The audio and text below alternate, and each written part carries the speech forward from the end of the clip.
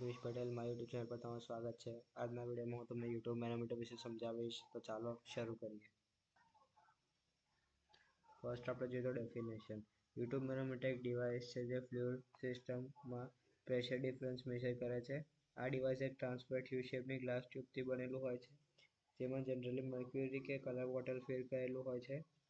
જે સાઇડ પર pressure apply કરીએ એના કોઝથી ફ્લુઇડ લેવલ ચેન્જ થાય છે, અને આ બે લેવલ વચ્ચેનો હાઇટ ડિફરન્સ આપણને પ્રેશર ડિફરન્સ બતાવે છે। સિમ્પલ વર્ડ્સમાં આપણે આને કહીએ તો જેટલો હાઇટ ડિફરન્સ વધારે એટલો પ્રેશર ડિફરન્સ વધારે। નેક્સ્ટ હવે આપણે આનું કન્સ્ટ્રક્શન સમજીએ।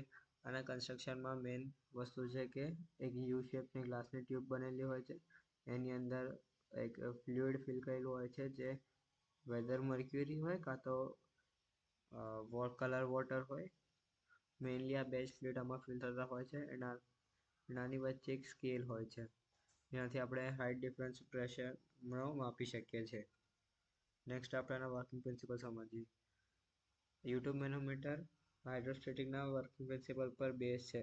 હાઇડ્રોસ્ટેટિક લો કહે છે કે ફ્લુઇડ એટ રેસ્ટમાં પ્રેશર ડેપ્થ પ્રોપોર્શનલ હોય છે। જ્યાં પ્રેશર એક લીમ્બમાં અપ્લાય કરીએ ત્યારે વર્કિંગ ફ્લુઇડ બીજી લીમ્બમાં ઉપર નીચે મૂવ થાય, અને જે હાઇટ ડિફરન્સ એચ બને એ પ્રેશર ડિફરન્સ શો કરે છે।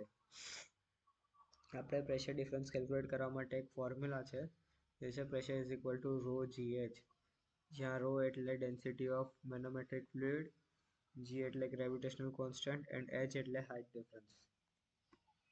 નેક્સ્ટ હવે આપણે આના એડવાન્ટેજ એન્ડ ડિસએડવાન્ટેજ સમજીએ। આના એડવાન્ટેજ છે કે આનું એકદમ સિમ્પલ કન્સ્ટ્રક્શન હોય છે and very easy to use હોય છે। આ બહુ જ એક્યુરેટ હોય છે અને રિલાયબલ રીડિંગ આપે છે। કેલિબ્રેશન રિક્વાયર આમાં નથી થતું, અને પોઝિટિવ નેગેટિવ બંને ટાઈપના પ્રેશરની મેજર કરી શકાય છે આનાથી। નેક્સ્ટ આપણે ડિસએડવાન્ટેજ સમજીએ કે ડાયનામિક કે રેપિડલી ચેન્જિંગ પ્રેશરમાં યુઝ કરી શકાતું નથી। આ ફ્રેજાઇલ અને બલ્કી હોય છે ડ્યુ ટુ એના ગ્લાસ મટીરિયલથી। આમાં મર્ક્યુરી હોવાથી એ ટોક્સિક હોય છે, એટલે કેરફુલ હેન્ડલિંગ જરૂરી છે। લો પ્રેશર મેઝરમેન્ટ માટે લિમિટર હોય છે। નેક્સ્ટ આપણે આની સમરી સમજીએ। YouTube manometer pressure difference measure કરવા માટે એક સિમ્પલ અને હાઈલી રિલાયબલ ડિવાઇસ છે। એ હાઇડ્રોસ્ટેટિક બેલેન્સ પ્રિન્સિપલ પર વર્ક કરે છે, જેમાં બે ફ્લુઇડ લેવલ વચ્ચેનો ડિફરન્સ આપણે પ્રેશર બતાવે છે। કન્સ્ટ્રક્શન સિમ્પલ છે, યુ શેપની ટ્યુબ, ફ્લુઇડ અને સ્કેલ એક્યુરેસી હોય છે, પણ ડાયનામિક પ્રેશર માટે સુટેબલ નથી હોતું। તો ગાઈસ, આ તો અમારો video on YouTube manometer. Thank you for watching.